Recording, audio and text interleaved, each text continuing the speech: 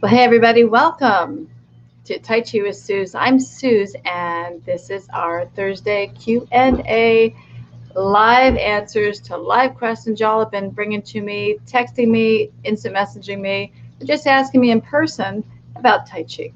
So, one of the most exciting things for me about Tai Chi and sharing this with you all is that when I started learning it myself, and it was completely by accident that I discovered Tai Chi, or the Tai Chi discovered me, it changed everything in my life. And it wasn't only the practice of the beautiful flowing martial art, it wasn't only the moving meditation, it was also the ancient secrets for success, the 10 ancient principles of Tai Chi that apply to life and that make everything flow just a little smoother with less effort and certainly less stress, better balance.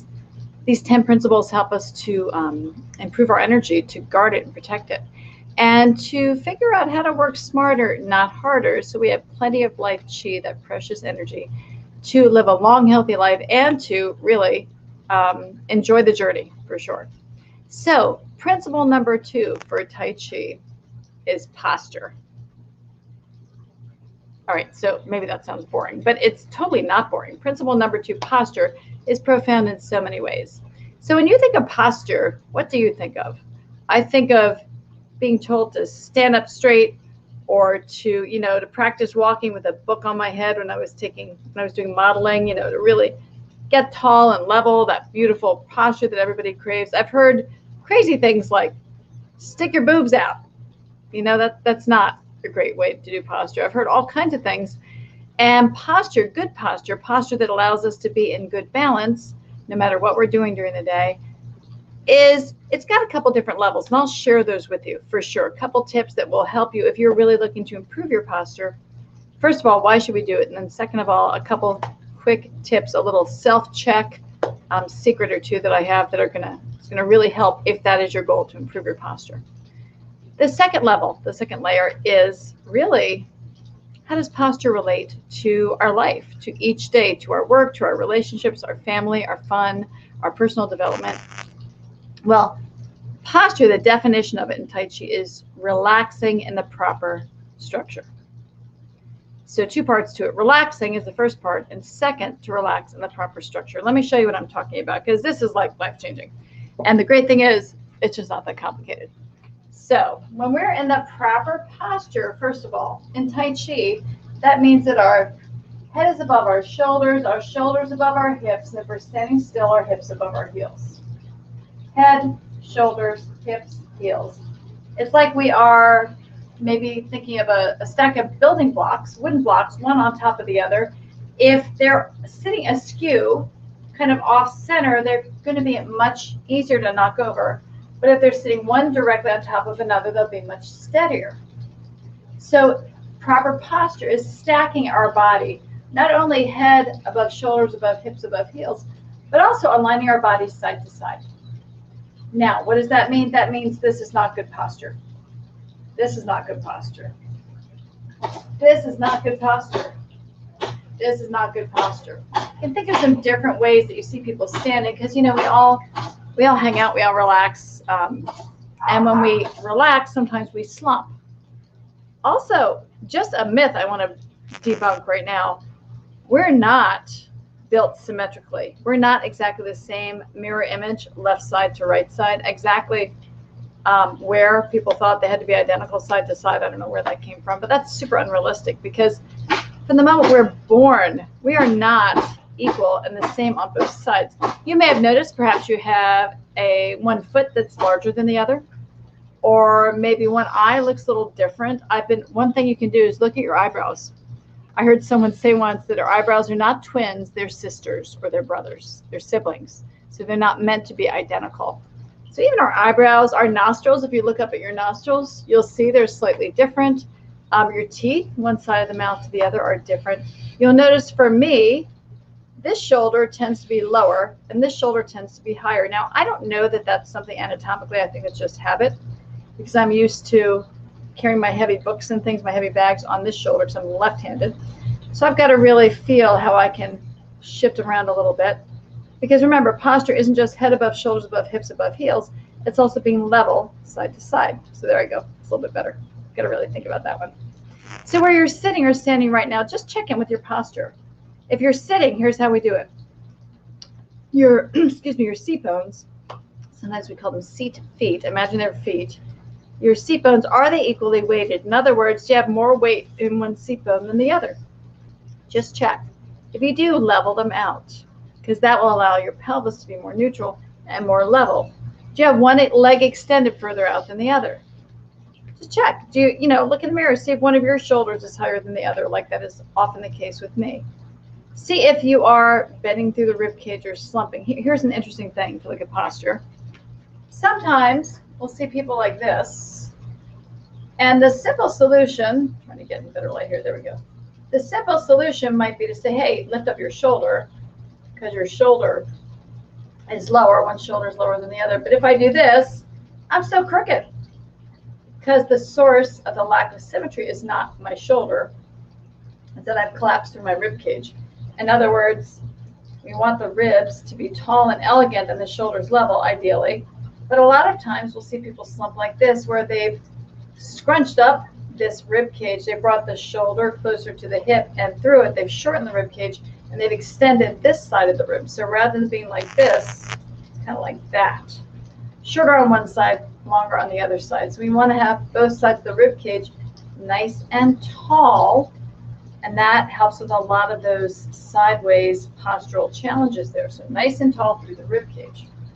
So head above shoulders above hips, above heels if you're standing. Head above shoulders above seat bones if you're sitting.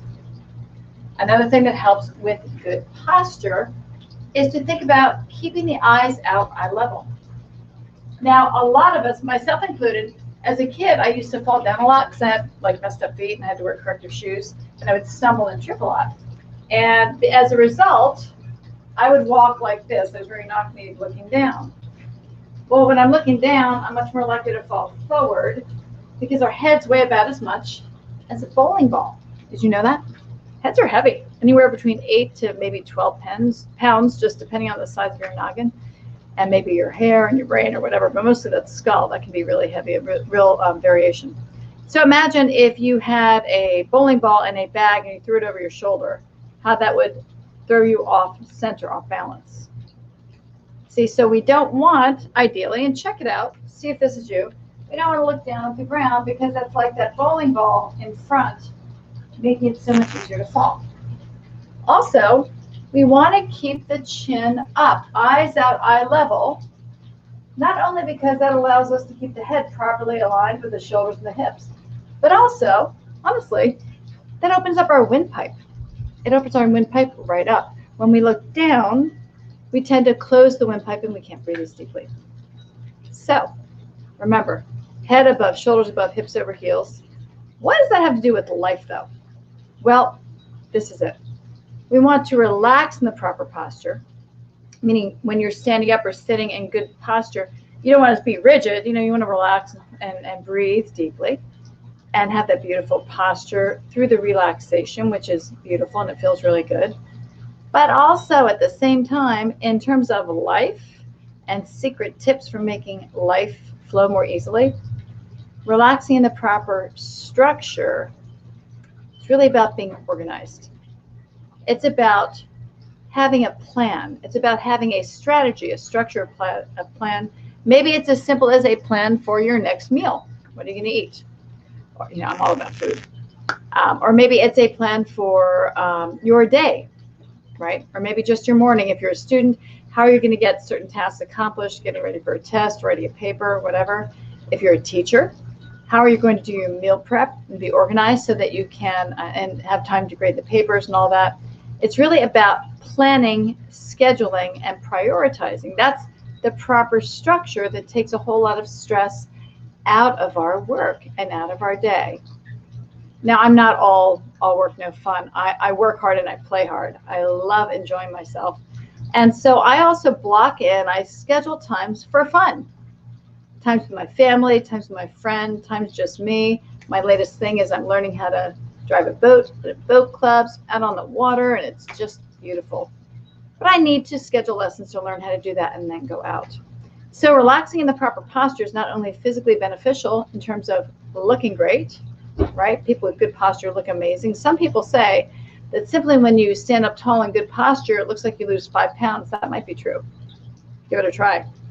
But it's also a secret to success in life. Plan your day, plan your hour, your meal, your day, your work, your play, each day, and implement it. Don't put too much in there. Keep it simple, maybe just 3 things you need to accomplish that day, or 3 things you want to eat at that meal, whatever it is, or 3 things you want to learn, or 3 things you want to play and enjoy. Keep it simple, chunk it down, and then so much stress will be out of your life, you'll be able to relax into that beautiful structure you set up for yourself. So that's it. Ancient Tai Chi secret principle for success number 2, posture.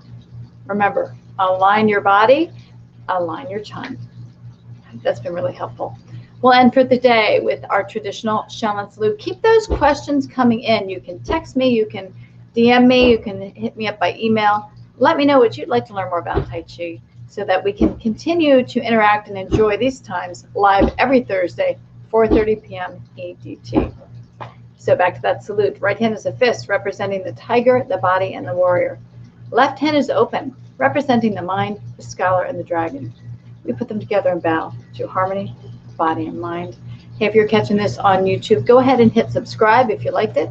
And also be sure to hit me up, guys, if you want to get your ancient principle list of Tai Chi secrets and a couple of videos explaining them in more depth. I'd love to give that to you as a gift from me. All right, everybody, have a beautiful day. Remember, protect your chi. It's precious, and that means that you're precious, too.